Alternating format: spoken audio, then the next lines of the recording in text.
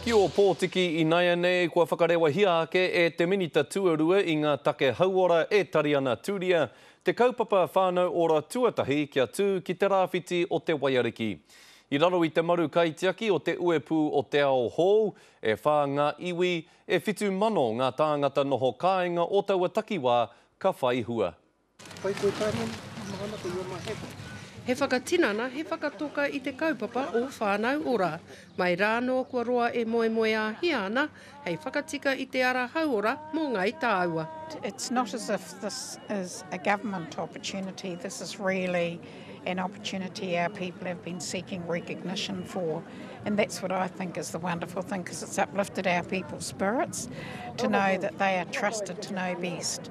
Ai, koe anō kei a tātou ia nei te kaupapa. Kei roto I o tātou ringa, hei poi poi, hei whakatinana I ngā moe moe a.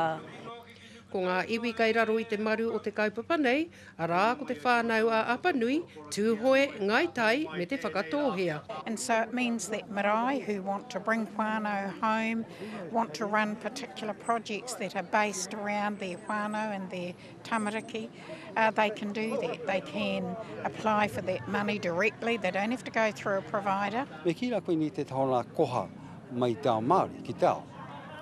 Koe nei te wahanga hou hei whakatipu ake I tēnei me te whānau ore. He kaupapa hira hira anō e kore e tū. Pēnā ka taka hia, ka whakaitia rānei. Engari ko te mea nui ke, ma te mahitahi, ma te whatutahi I te kākahu o whānau ora, arā ka tāia. I tahi wā ko tātou tonu, hei kume mai a tātou I nā putahe hua.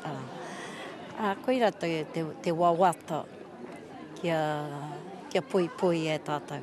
Pēne anō I te pēpēne. Mō ērā kei waho atu I ngā taone, ka taia tonu mā tēnei waka, I ta paina ko te rauaroha, te waka canteen o te rua tekau mā waru.